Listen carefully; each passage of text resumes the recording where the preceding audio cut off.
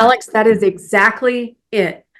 It doesn't matter. It does not matter if your favorite social media is Facebook or if you feel most comfortable on LinkedIn or if that's the place that you want to be. If your client or your customer exists on Instagram, then guess what? You need to be on Instagram. You've got to go where your people are. You have to meet them where they are at and then really, really provide value and authenticity, not just some kind of a sales pitch. You're doing they ask you answer. You're a business that is doing they ask you answer. And to do it correctly and to do it well, you need to meet your people where they are and provide them the things that they need, not the things that you need. That makes total sense. I can't wait to talk more about it.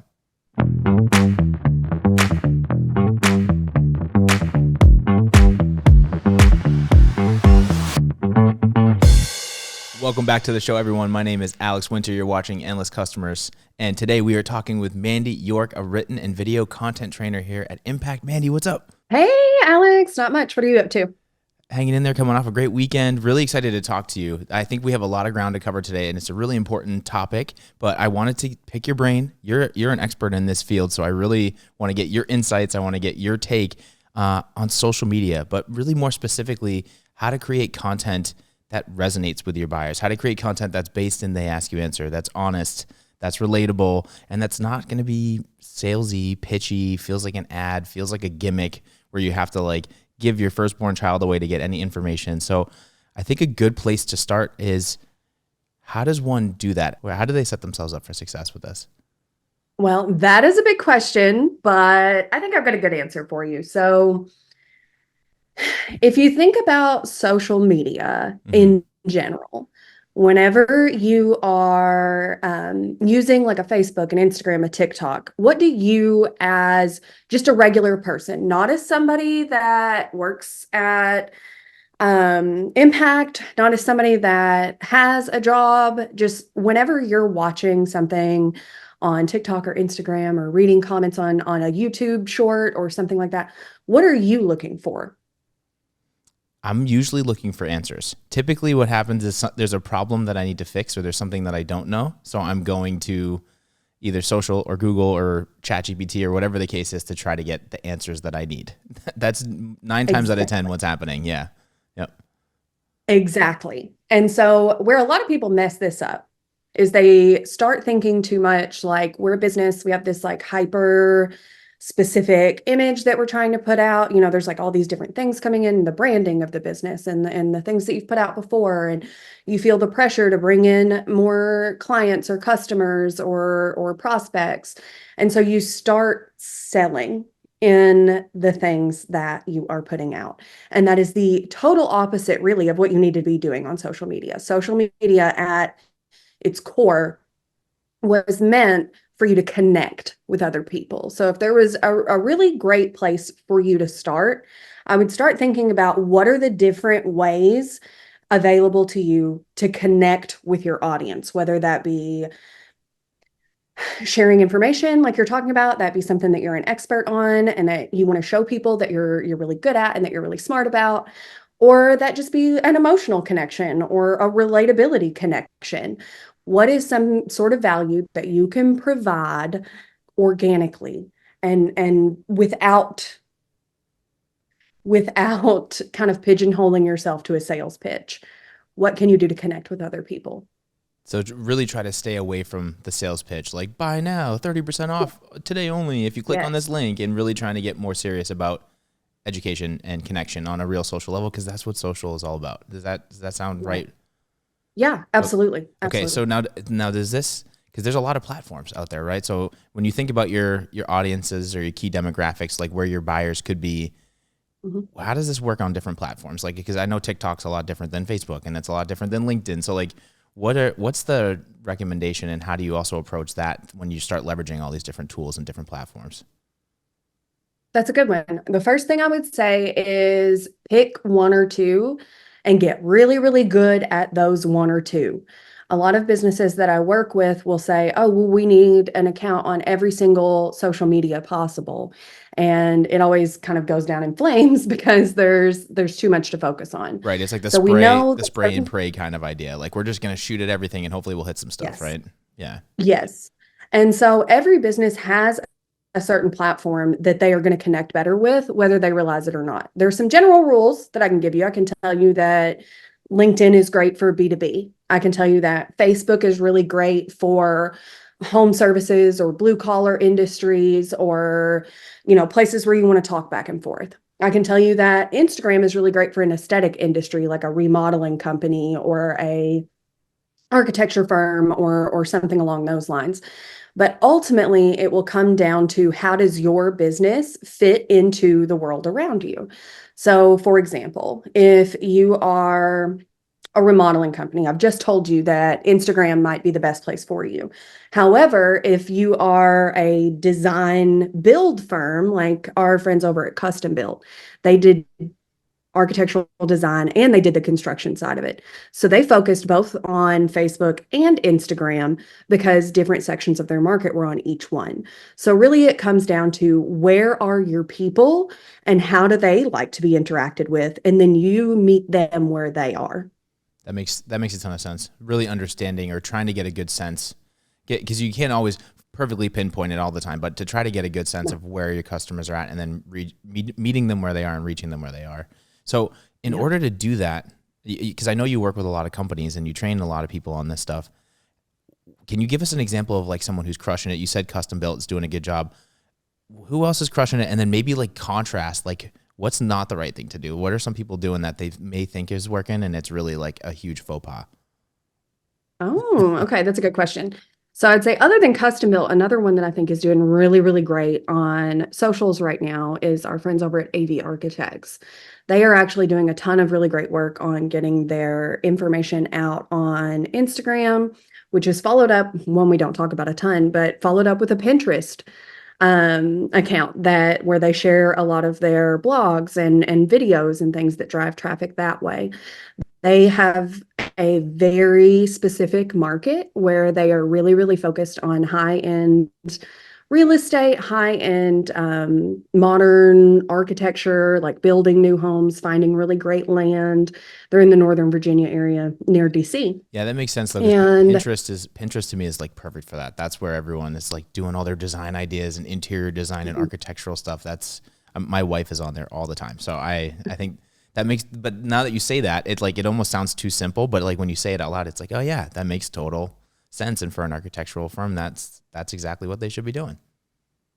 yeah, if you have something that looks pretty, then you want to go where the people are that are looking for pretty things, which would be your Pinterest and your Instagram. Right. Now, on the flip side of that, that was the second part of the question you asked me was, is there a way that you can do this wrong? Yeah. So I am not going to call out a specific client for that, but I will say that one of the major mistakes that I see very often is people trying to make their content fit where it doesn't. So if TikTok is a great example. It's huge right now. Everybody wants to get on the TikTok train. They want to all of that exposure, all of those things. But if you are trying to run a TikTok account correctly, then that means that you're going to be posting on there very frequently. You're going to be putting lots of updates. It tends to be an extremely organic channel. So for example, an overproduced video, something that's shot on a real camera and has editing and stuff related to it is not going to do well on TikTok because that's your millennials and your Gen Z who are looking for relatable person-to-person content. So if you're in a hyper professional business, Sure. you're not going to do well on TikTok and it's going to be a waste of your time. You can beat your head against that wall all you want and you're just never going to gain any traction because people don't want that there. Right. That's not how they consume right. They don't consume their content that way. That makes so much sense. So for businesses, for different companies out there that are starting out on their social media journey, right? How do they do the research to start to understand their audience, get a better understanding of where they can meet their audiences? And then like, how do they start to experiment, like listening or just like watching what's happening on these different platforms to try to get a sense of what's right for them?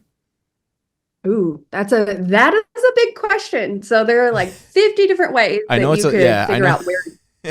I know it's a loaded question, but that's my brain is like, okay, cool. It's like everything you're saying makes sense to me, but then I go right into like, all right, so for action items, how do I implement this? I'm a business.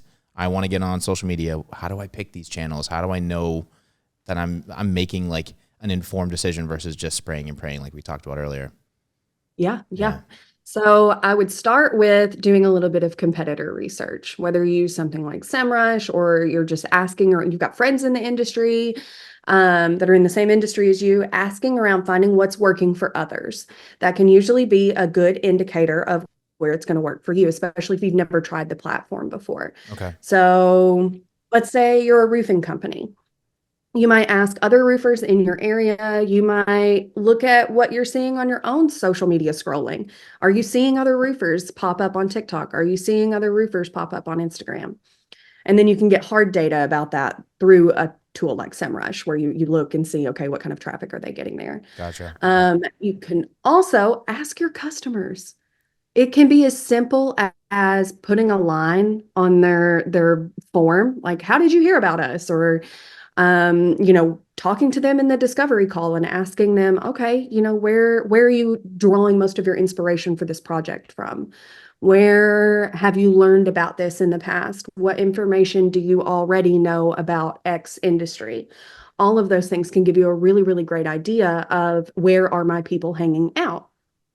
And then the other method, which takes a little bit longer, can be, all right, well, we think based on kind of these stereotypical guidelines of different things like I was talking about earlier, aesthetic stuff, Instagram, TikTok, Pinterest, blue collar, home services, Facebook, that sort of thing. Right. You can lean into that and try one.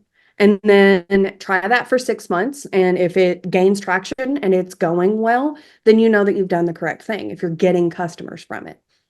That's another thing I want to throw in here really fast. Yeah. Is whenever we're talking about social media, there are two real types of doing well. You could be doing well because you have tons of followers, or because you have tons of engagement and you're building community and you're getting your name out there and that brand awareness and all of those different bits. People are tagging you and stuff, whatever. Mm-hmm. And then it can also be the money. It could be, oh, yeah, we decided to buy from you because we saw your reel on TikTok, or excuse me, your reel on Instagram, or because we saw your post on LinkedIn. Those two measurements are not always the same. So you can have tons of traction on social and never make any money off of it. Or you can have just very, very little traction and very little engagement, but you're still closing deals. And either one of those is a legitimate form of growth for a business. I love that you just said that, because Mhm. I was very much thinking about audience first and how to select the audience and what platforms, right? Because I'm the business that's trying to start out on social. Where do I go? But you just added a really interesting point. There's another layer to it of like, how do you quantify success? So like defining, is it an awareness channel and you're just looking for followers and subscribers to help build your brand? Or is it more of a conversion point? Maybe you're more of like an online retail store where like that they can click a button and that's where transactions actually happen and conversions start to happen. So that's a good topic too. Like, how do you define that as a business? You sit down with leadership team and then you go like, what do we want these channels to do? Is that really where that conversation starts? Or how do you recommend people have that conversation? Yeah. So I would say that almost invariably that your average person is going to hit the awareness, engagement, brand recognition piece Mm-hmm. faster and easier than they will like the commerce piece, the money piece. Okay. So it, there's an exception to every single rule, right? Always, But always, of I course. think, yeah, But I generally think you can speaking, yeah, like we're generally speaking here. Yeah. yeah, generally speaking, I would say count on the engagement and awareness piece coming first. Okay. If you can get good conversations going, that is where the money is going to follow. I think if you go into it and you're saying to yourself, oh, well, if this social channel can't show X dollars in ROI by the end of the year, then we're going to give up on it. It's probably not the statement that you need to be making with leadership, because you may never be able to definitively tie the money to the social channel unless you are like an e-commerce and you're doing something like TikTok shop or, whatever. But there is the component of legitimacy. If you've got 50,000 followers on Instagram, you've got a form of social proof that may encourage other people to work with you. If you've got tons of engagement where you can further educate your buyer in the comment section, then that's giving you kind of a return on that investment. So it gets very difficult to quantify that, but it doesn't make it invaluable. No, that makes sense to me because perception is really important for any brand or business. So having a certain amount of followers, having your stake or like that clear stake in the game, it just makes people feel more comfortable and more confident that you've been around a bit, you know what you're talking about, people listen to you, like there's already an established piece there. So it's not just like, I have 5 followers and we're just starting things out. Yeah, So, for sure. so when we, like, once you start to build your audience, right? So we've started the first piece of the journey, we start to build our audience.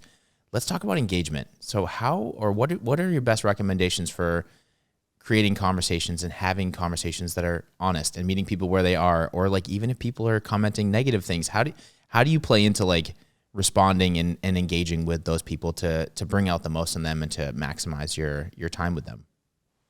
Yeah, for sure. That's a good question. So I would say I'm going to start with the mistake that a lot of people make. Okay. The mistake is you go in with the idea that any conversation that you have on there is a good conversation. So it's possible, say you post a video on TikTok, and then you've got some kind of internet troll that comments on that TikTok, and they're just trying to bait you into responding to that. I'll see a lot of businesses that will come back with an unprofessional or snarky response, and it's hard not to. Like, if you've never worked in that space, it's hard not to engage with it.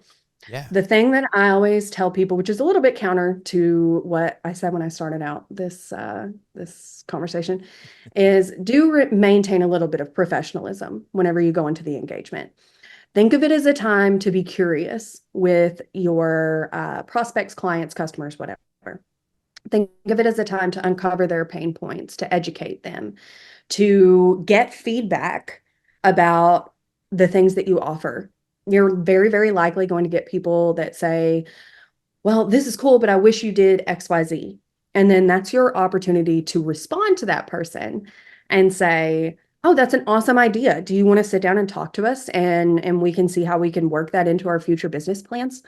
Showing people that you are actually engaged and that your business is willing to work with the customer and they are willing to take feedback can be super positive. Now, the flip side of that is I also see people who will get a positive comment or a positive interaction and they'll ignore it. They're like, oh, yeah, it's good. So there's no problem to respond to. So we're just going to, whatever. Something as simple as a thank you or, oh my gosh, thank you for adding to this conversation, XYZ follower, or, whatever can be very, very impactful. So I would say give your people something to respond to.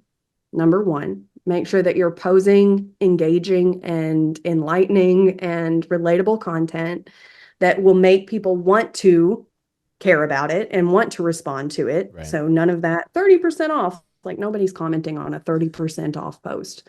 That's weird. But once you get them started, start a real conversation. Respond to them with another question. Respond to them, send them a direct message.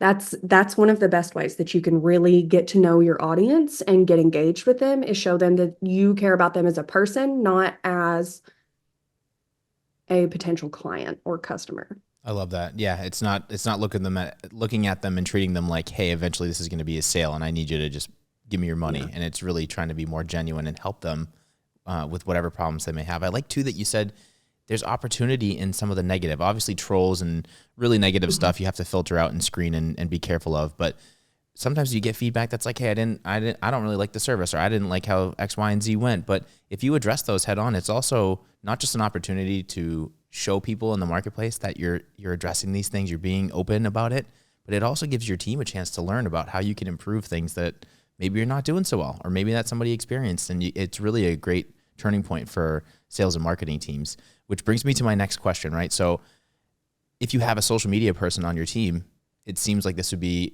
really great for them to focus on and do this. But what about businesses that don't have a social media person and that are starting out on this journey? Where should they start, or what recommendations can you give for people that maybe don't have a specialist quite yet and still want to get in the game? Yeah, for sure. Well, first recommendation is pick your one or two.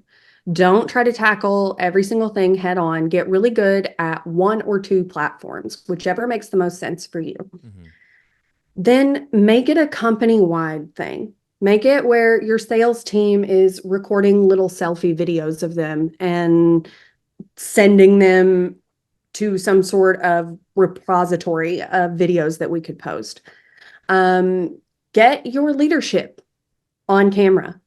I know, this podcast, even we have Bob and Marcus on here all the time. Get them involved.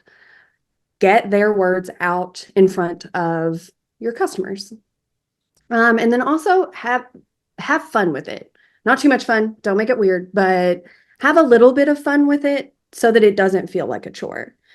There's a lot of guidelines out there that are going to tell you have to post at a certain day at a certain time, and that you have to post 7 times a week, and all of it. Just Yeah. I was going to ask you throw that. that away. If you make good content, people are going to watch it. It doesn't matter what time you post it or what day you post it. Can we just that's outdated advice. Let's throw that in the trash. However, Yeah, I was gonna say, is there like a cadence though, or like is there like a minimum amount of posts per week or per month, or like what's like a good rule of thumb for at least trying to stay consistent? Because I have noticed that if you don't stay consistent, the algorithm starts to push you down to the bottom, and you're not getting as much traction and engagement as you potentially could. It does. Yeah, that's going to vary platform by platform. Mm-hmm. So, for example, LinkedIn, almost no one globally, if you look at all of their billion users they have on LinkedIn, almost none of them actually post on LinkedIn. They're mostly lurkers. So you can hit the top 1% of LinkedIn creators by posting twice a week. But if you have something like TikTok, where you're competing with high school kids who have plenty of time to post 10 videos a day, post every 5 that number's minutes. going to be a little yeah, exactly. Yeah, Okay. that number's going to be a little bit higher.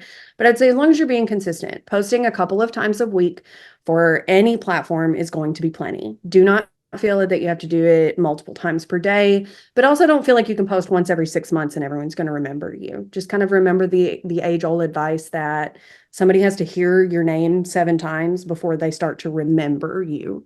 That's right. So how quickly do you want somebody to get to the 7 times that they've seen you? Great advice. Really great advice. I love that. Last question for you. So once you get this set up, once you start posting, you're working the platforms, whichever ones you decide to go with, whichever ones are best for your business, right? Mm-hmm. How do you measure success, or how do you start to look at the analytics? Because they have a lot of great tools in the back end of these platforms where you could start to measure success, or figure out a way to quantify that the things are working that you're doing, and bringing it back up to leadership and saying hey, we're making all these strides and this is how it's affecting the business. Yeah, it will depend on what you're trying to do. So if you're trying to do more engagement, then you're going to want to look at, or brand awareness, you're going to want to look at how many followers did we go up? Are we going up a few at least every week? Are we getting a higher percentage of watch time on videos that we've posted? Are we having a lower, we call it bounce rate, but swipe away, depending on the type of platform that you're talking about? Are you getting more comments? Are you getting people subscribed? Are you getting followers? All of those things. And then the other way to measure it would be how